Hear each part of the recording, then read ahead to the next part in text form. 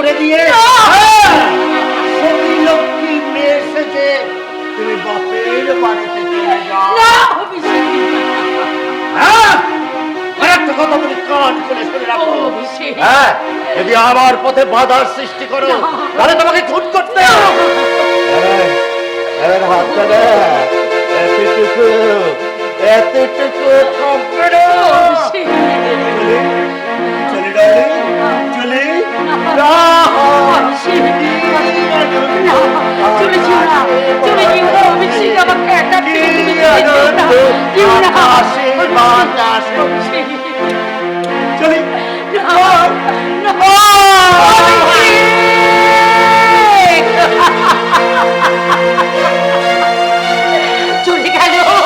চলে গেল আমাকে একা ফেলে, আমার গর্ভের সন্তানকে অস্বীকার করে অভিষেক চলে গেল।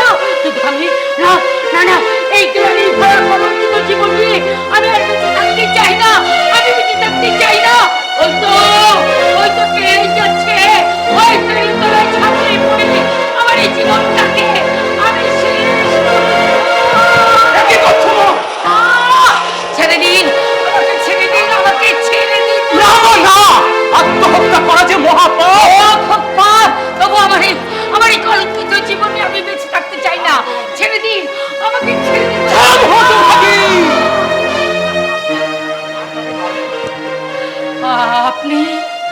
আপনি আমাকে মারলেন?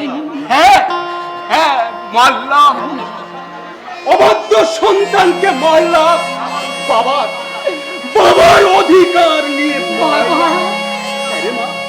বাবা, দূর থেকে আমি তোদের সব কথাই শুনেছি রে মা। বাবা, তাই তোকে যে বাঁচতেই হবে রে মা। বাবা, জানিস না, তোর মতো আমার একটা মেয়ে ছিল, কদিনের দুরারোগ্য জ্বরে সে হতভাগী এই বাবার বুকটা শূন্য করে চলে গেছে। তোকে কন্যা স্নেহে বুকে টেনে নিয়ে বাবা, আমি সেই শূন্যস্থান পূরণ করবো রে মা। বাবা, শূন্যস্থান মানসী,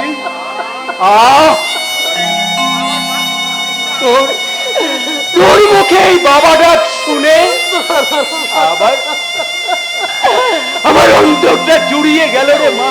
বাবা,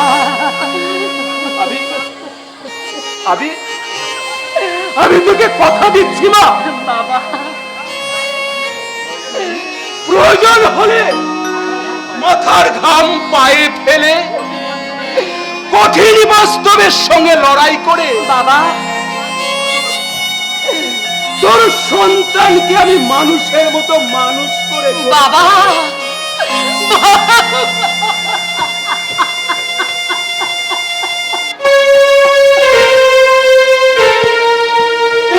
পরিবেশনায় বেদুইন নাট্য সংস্থা মৎস্যন্দপুর 25 বছর পর। এ তেমন কেমন নিরা খেলা ঠাকুর, যে শুভেন্দ্র চ্যাটার্জি রাতারাতি শ্রমিক নেতা থেকে রং বদলে হয়ে গেছে কোম্পানির মালিক, আর কোম্পানির মালিক হয়ে সে আমাদেরকে শোষণ করতে চায়। না না, এর প্রতিকার আমাদের করতেই হবে, এর প্রতিকার যেমন ভাবে আমাদের করতেই হবে।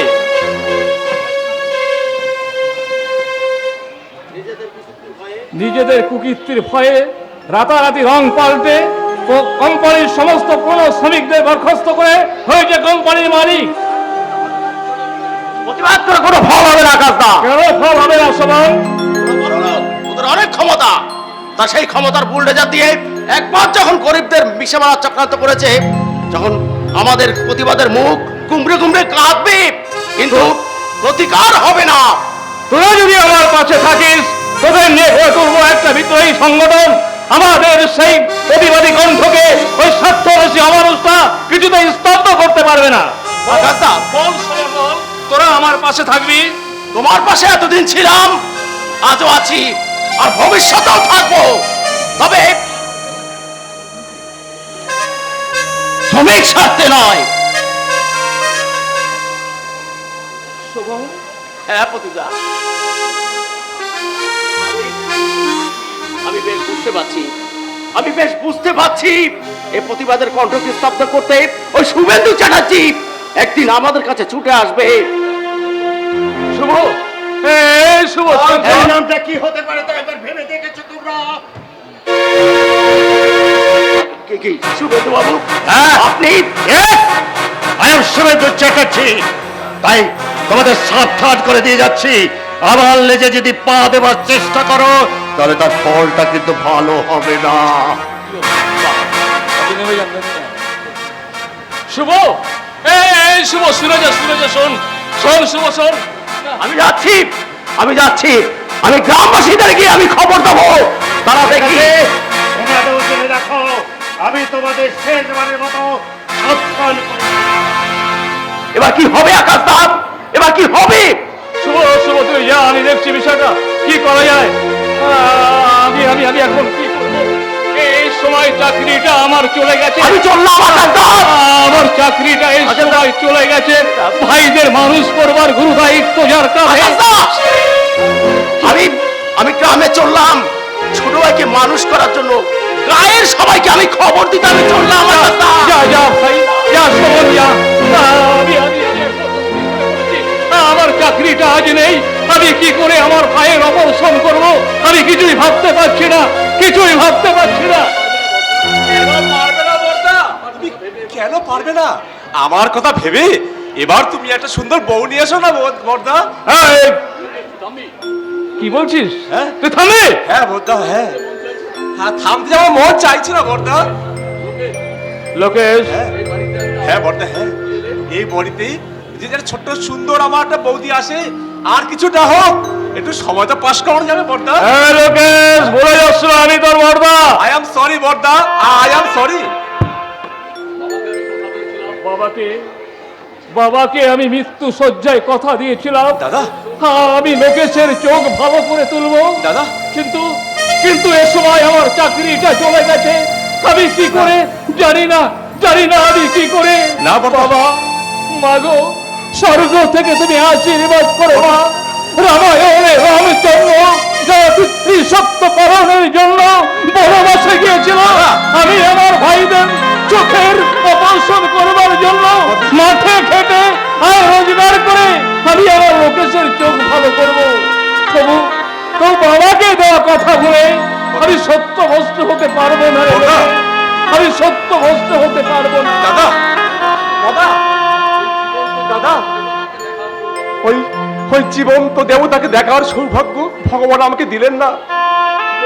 এই জীবনে যদি কোনোদিন আমি আমার দৃষ্টিশক্তি ফিরে পাই ভগবান, তাহলে আমি যেন সেই হারা দৃষ্টি দিয়ে আমি আমার জীবন্ত জাগ্রত দেবতাকে সবার প্রথমে দেখতে পাই ভগবান, সবার প্রথমে দেখতে পাই।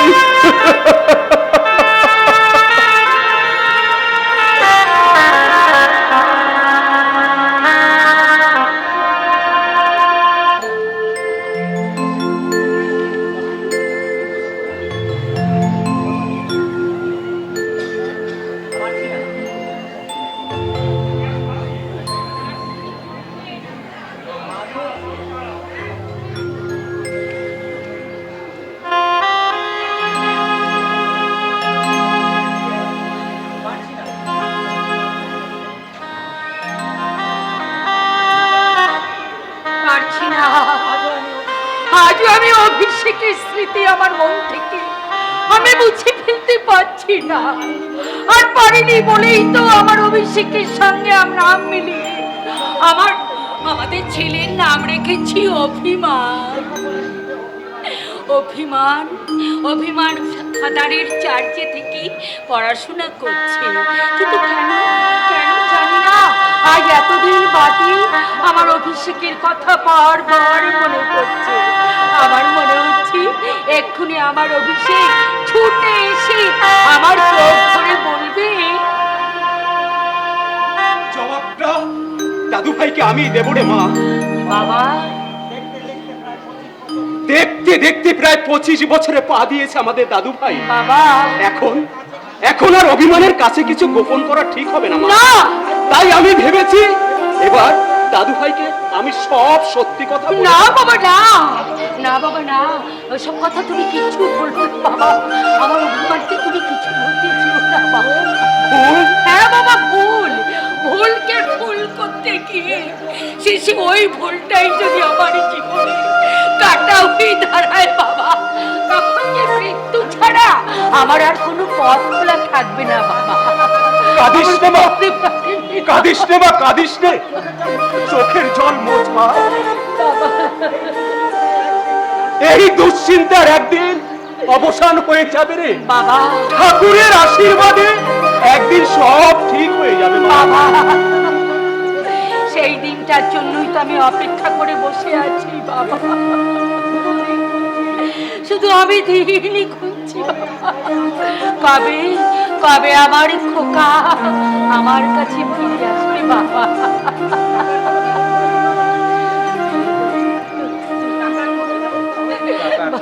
কিন্তু বাবা, হ্যাঁ, বল। ও বাবা, ওসব কথা এখন থাক। এবার তুমি বলো তো, টাকার ব্যবস্থা করতে পেরেছো কি? পারবো না মানে?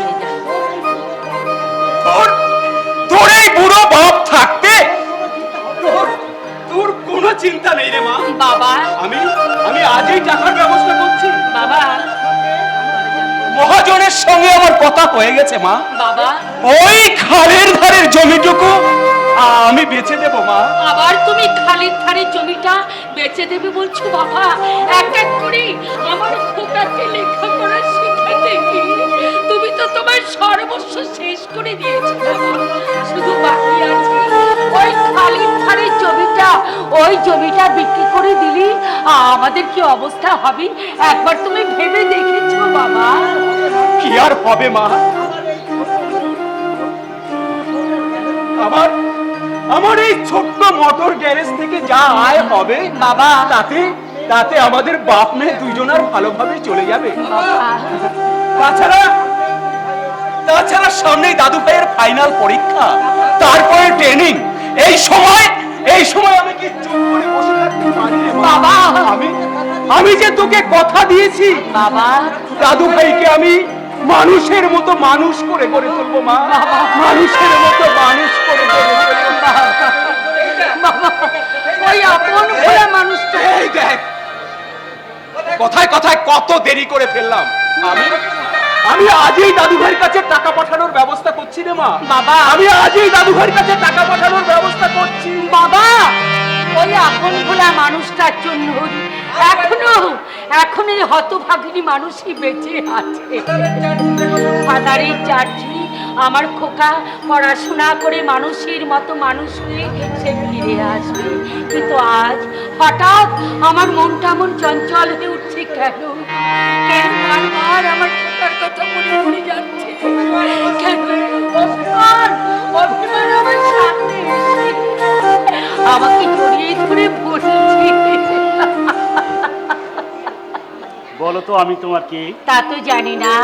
আমার স্পর্শে মনে করে দেখোই না আমি তোমার কি হতে পারি? ওই আমি তো মনে করতে পারছি না। ও এবার আমি বুঝতে পেরেছি, তুই মা যশোদার ননিচূড়া। না না, বলো না। তাহলে বলো আমি তোমার কি? তাহলে তুই আমার হৃদয়ের স্পন্দন, আমার নয়নের মণি খোকা। মা, চন্দ্র যে তুই, মোর সূর্য যে তুই, আমারি আখিতে তারা যে তুই। চন্দ্র যে তুই, মোর সূর্য যে তুই, আমারি আখিতে তারা যে তুই। সুখী হয় মোর চোখে দেখে তুই নীলালোরি সারা যে তুই। চন্দ্র যে তুই, মোর সূর্য যে তুই, আমারি আখিতে তারা যে তুই। চন্দ্র যে তুই, মোর সূর্য যে তুই। হ্যাঁ মা, আমি তোমার মিষ্টি খোকা, খোকা। আর তুমি হচ্ছে আমার সোনা মা। খোকা, খোকা, হ্যাঁ হ্যাঁ হ্যাঁ, আমি তোর মিষ্টি সোনা মা, আর তুই আমার চোখের মণি, আমার নয়নের মণি খোকা। কিন্তু খোকা, এই খোকা, তুই এত বড় হয়ে গেছিস রে বাবা, হ্যাঁ কত বড় হয়ে গেছিস রে। বাবু, ফুল যেমন গাছকে চিনতে ভুল করে না, খোকা। ঠিক তোমার গর্ভে জন্ম নিয়ে আমার গর্ভধারিণী মাকে কি আমি চিনতে ভুল করতে পারি? খোকা। এই যে রক্তের টান, এই যে খোকা। রক্তের টান। মা, মা গো, বল বাবা। যে কথাটা তোমাকে ছোটবেলা থেকে বারবার বলেও বলতে হ্যাঁ, পারিনি, বল বাবা, আজ তোমাকে বল। সেই কথাটা বলতে কি হবে। কথা বলো মা, বাবা? বলো বল। কে আমার বাবা, কোথায় থাকে আমার বাবা, বলো মা, বলো। মানে তোর বাবা নিরুদ্দেশ। এখন ওসব কথা শুনে কি লাভ বলতো খোকা? শুনতে যে আমাকে হবে এই মা। বাবা। হ্যাঁ, জন্মের পর থেকে বাবাকে আমি চোখে দেখিনি, জানি না কি আমার বাবা, কি আমার পিতৃ পরিচয়। সহপরিবে জ্ঞানী ভাড়া বিদ্যু আর সমাজের তার ছিল কেন কেন কেন কেন আজ আমার জীবনের পুরস্কার বলতে পারো? খোকা! তুমি তুমি সিঁথিতে সিঁদুর পরে সতী সাবিত্রী প্রতিপত্তা সাজলেও আমার জন্ম রহস্য যে কালো মেঘের থাকা। হ্যাঁ হ্যাঁ, না যদি হয় তাহলে চুপ করে থেকো না, বলো বলো কে কে আমার পিতৃ পরিচয়, বলো বলো। তুমি তুমি বলবে না, তাহলে তাহলে আমি ভাববো আমি আমি তোমার আমার দুঃখের মনের পাপের কথা। হ্যাঁ হ্যাঁ হ্যাঁ, যে নারী তার সন্তানের কাছে বলতে পারে না কে তার জন্মদাতা পিতা।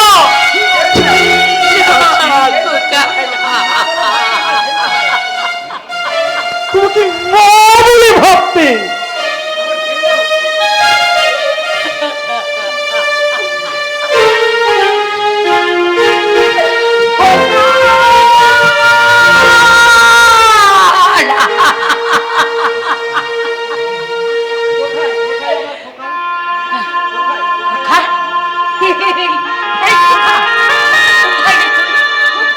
কোথায় গেল? একটু আগে আমার খোকা তো আমার কাছে এসেছিল, তাহলে এখন এখন আমার খোকা আমার কাছে কোথায় গেল আমার খোকা? খোকা খোকা, এই খোকা! মানসী, মানসী, বাবা, বাবা কি হয়েছে বাবা? আমাদের সর্বনাশ হয়ে গেছে মানসী। সর্বনাশ হয়ে গেছে। হ্যাঁ, আমাদের সর্বনাশ হয়ে বলো গেছে। না, বলো না বাবা, কি এইমাত্র সংবাদ পেলাম কি সংবাদ পেলে? দাদু ভাইকে খ্রিস্টান চার্চ থেকে খুঁজে পাওয়া যাচ্ছে।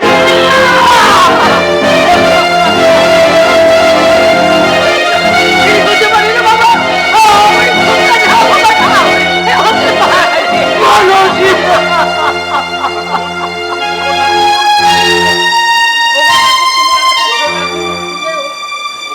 ঠাকুর, ওগো ঠাকুর, তুমি আমাকে শাখা সিঁদুর দিলে, আমাকে তুমি স্ত্রীর স্বীকৃতি দিতে পারলে।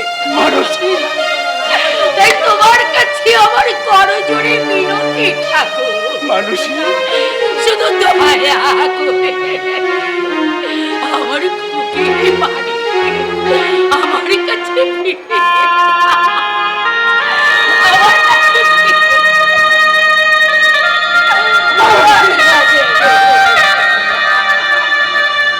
আমার বুকে মানসী, মানসী,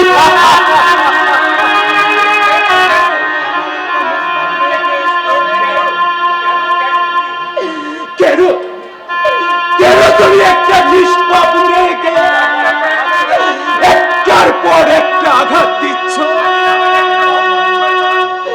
স্বামী নামের একটা লম্পট শয়তান ওর জীবনটাকে নষ্ট করে দিয়েছে। তার শাস্তি আমার মানসী কেন পাবে ঠাকুর? আমার মানসী কেন পাবে?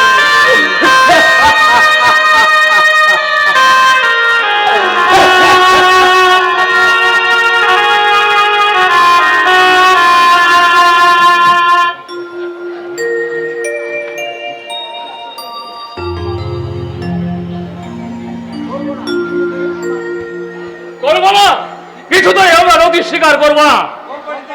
কোম্পানি থেকে ছাঁটাই হয়ে মাঠে খেটে আয় রোজগার করে বাঁচবার স্বপ্ন দেখেছিলাম, তাতেও যদি শয়তানটা বাদশা দেয়, তার প্রতিকার আমরা করবোই। কিসের প্রতিকার দাদা, কিসের প্রতিকার? শেষ হলে তুই কি করবি?